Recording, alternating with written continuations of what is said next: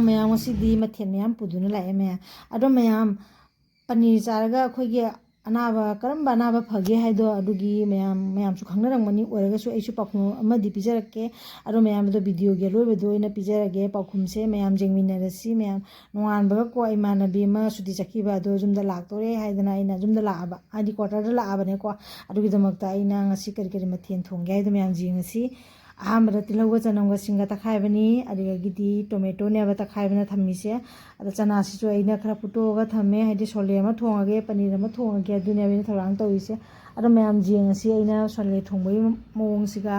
पनीर थोंबई मओंगसिगा अदा सोले साना थोंदोइनी अदुगी दमकता खांगसिगा थाउसे हापे हापगा अइना मेथिगा जिरागा हाना सुरे अदै तिलौ खरा हापचल्ले अदुगा हुजि अमु मोरो अकंबदो अदुदो अनि अहुम खमु थादरे असिमु ngौरगे असे ngौरगा को तिलौगा चनमगा सिंगा तखाइरगा थंबदो अदुदोइना चमच चौबा कोलगा हापचल्ले नांगैदि अइना चनमगा सिंगा तनिको ngasiगी सिदि पनीर ngasiगी सोले थोंबसिदि तिलौ सुजामु तखाइरबनेबको मागी ग्रेवी ओइनेबने हाइदना ग्रेवी दो हाउनबगी हाइदना अदो सुमाइना तिलौगा चनमगा सिंगा सिसु खरा मुले हाइबा कानुगा अमकमु ngसागी टोमेटो तखाइरगा थमगिबदो टोमेटो दोइना खरा जम तखाइरा थमबनेबको पनीर थोंगबगिसु हाइदना अदो अइना खाइबोक अमा सिगमु हापचलगे टोमेटो सिसु खाइबो अमा हापचलेको अदो हजि असिमु मरै मुना ngौरसि हाइदिको टोमेटो सिगा जाउरिबा इसिंगी सरुकसे असिगी इसिंगी सरुकसे कंगबो भावबगी ngौरनेबको अदो असिमु खाइरगा ngौरे इसिंगसे कंसले हाइबा कांदुको मसला अमा सेमसि अखोइगी हिंजांगदा सबसमय हापा मसलानि मैम प्रंसु खंगनरि पोनि नत्रने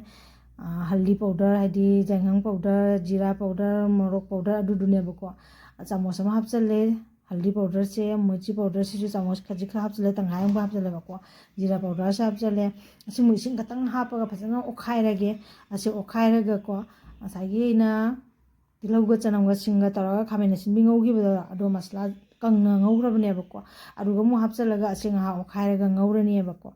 अदो अनि असे मु हापचलसि हुजि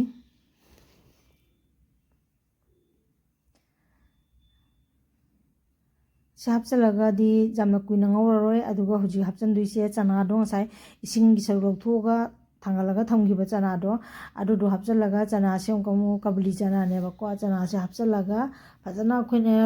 तोखाइबगी मोंगदने ओखाइरा मसलासे मरै मुन्ना तोटपा दुमाइना खाबैसिना ओखाइरा ngौदिनेबा अदो मागुंदा चनासे हाइफे जाउरिबा इसिंग सरुकसिसु कंजनगरनेबको अदु फावबरो ओखाइरा सुमाइना ngौरे ngहा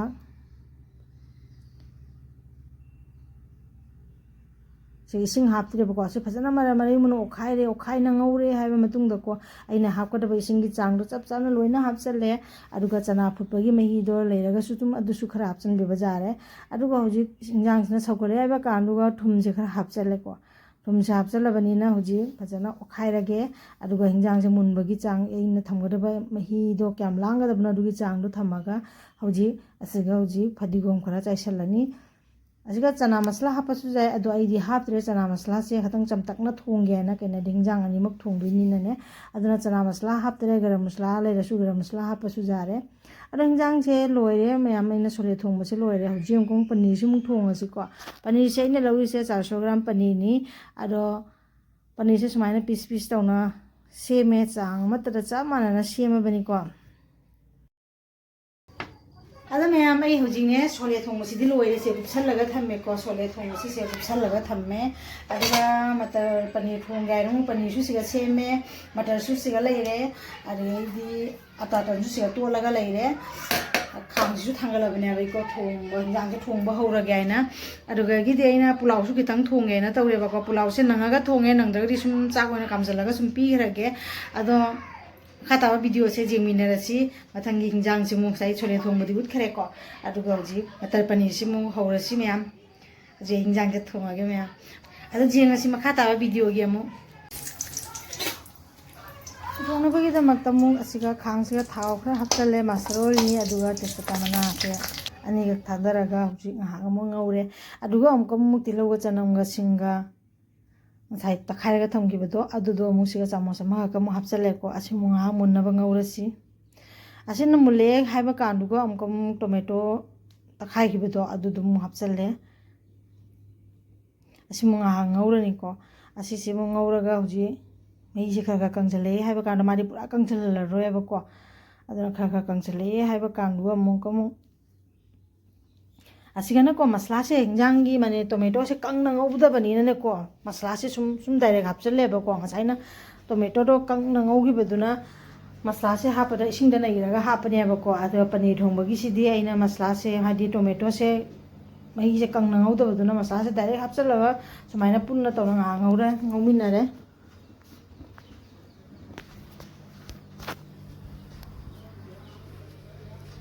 ꯉꯥꯏꯍꯥꯛ ꯑꯃꯨꯛ ꯑꯁꯤ ꯈꯥꯕꯩꯁꯤꯅ ꯐꯖꯅ ꯑꯣꯠꯈꯥꯏꯔꯒ ꯉꯧꯃꯤꯟꯅꯔꯕ ꯃꯤꯅꯤꯠ 2ꯒꯨꯝꯕ ꯉꯧꯔꯕ ꯃꯇꯨꯡꯗꯀꯣ ꯑꯗꯨ ꯃꯁꯂꯥꯁꯦ ꯀꯪꯁꯤꯜꯂꯦꯀꯣ ꯀꯪꯁꯤꯜꯂꯛꯑꯒ ꯍꯧꯖꯤꯛ ꯑꯩꯅ ꯍꯥꯞꯇꯣꯏꯁꯦ ꯏꯁꯤꯡꯁꯦ ꯍꯥꯞꯄꯒꯦ ꯏꯁꯤꯡꯁꯦ ꯑꯃꯨꯛ ꯍꯥꯞꯄꯒ ꯉꯥꯏꯍꯥꯛ ꯁꯧꯗꯣꯛꯍꯜꯂꯒꯦꯕꯀꯣ ꯃꯁꯂꯥꯁꯤꯒ ꯇꯤꯜꯍꯧ ꯆꯅꯝꯗꯨꯒ ꯇꯣꯃꯦꯇꯣꯗꯨꯒ ꯄꯨꯟꯅ ꯑꯃꯨꯛꯇ ꯁꯧꯗꯣꯛꯍꯜꯂꯒꯦ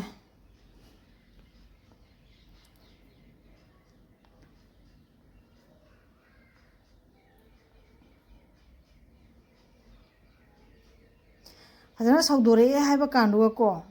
ꯃꯇꯔꯁꯤꯃꯨꯛ ꯍꯥꯞꯆꯜꯂꯦ ꯃꯇꯔꯁꯤꯃꯨꯛ ꯍꯥꯞꯆꯜꯂꯒ ꯉꯥꯏꯍꯥꯛ ꯑꯣꯠꯈꯥꯏꯅ ꯉꯧꯔꯅꯦꯕꯀꯣ ꯑꯁꯤꯗꯤ ꯉꯁꯥꯏ ꯑꯩꯅ ꯇꯣꯃꯦꯇꯣꯁꯤꯁꯨ ꯃꯍꯤꯁꯦ ꯀꯪꯅꯕ ꯉꯧꯈꯤꯗꯦ ꯀꯪꯕ ꯐꯥꯎꯕ ꯉꯧꯈꯤꯗꯦ ꯃꯁꯂꯥꯁꯨ ꯌꯥꯝꯅ ꯀꯪꯅ ꯉꯧꯈꯤꯗꯦꯕꯀꯣ ꯑꯗꯨꯗꯨꯅ ꯑꯁꯤꯁꯦ ꯃꯇꯔꯁꯤꯒ ꯑꯃꯨꯛ ꯁꯨꯃꯥꯏꯅ ꯉꯥꯏꯍꯥꯛ ꯑꯣꯠꯈꯥꯏꯔ ꯃꯨꯟꯅ ꯃꯔꯩ ꯃꯨꯟꯅ ꯑꯣꯠꯈꯥꯏꯔꯒ ꯉꯥꯏꯍꯥꯛ ꯉꯧꯃꯤꯟꯅꯔꯒ ꯄꯤꯇꯤꯛ ꯄꯤꯇꯤꯛ ꯁꯧꯒꯠꯂꯛꯑꯦ ꯍꯥꯏꯕ ꯀꯥꯟꯗꯣ ꯑꯗꯨꯒ ꯑꯃꯨꯛ ꯈꯥꯕꯩꯁꯤꯅ ꯑꯣꯠꯈꯥꯏꯔꯦ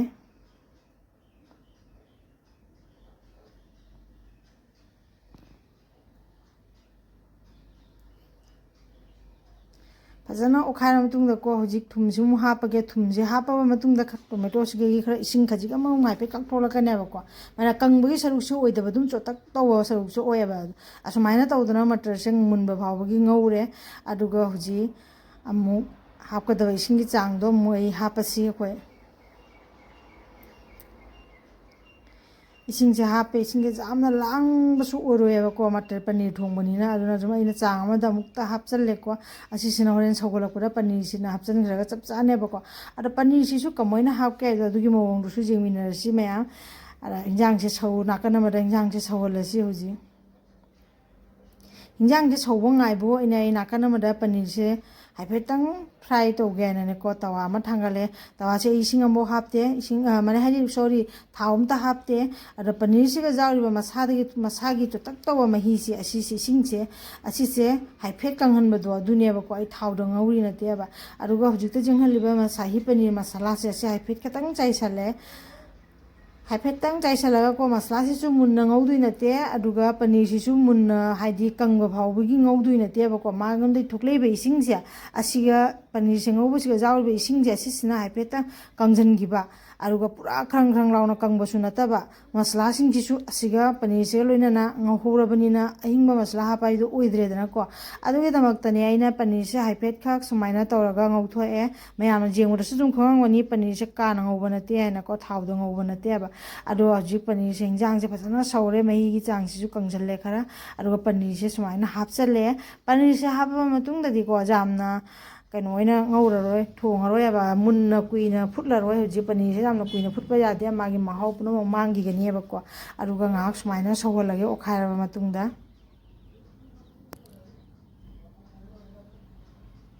ꯈꯥꯕꯩꯁꯤꯅ ꯑꯣꯠꯈꯥꯏꯖꯔꯦ ꯄꯅꯤꯔ ꯊꯣꯡꯕꯁꯤꯁꯨ ꯂꯣꯏꯔꯦꯀꯣ ꯑꯗꯨꯒ ꯑꯩ ꯍꯧꯖꯤꯛ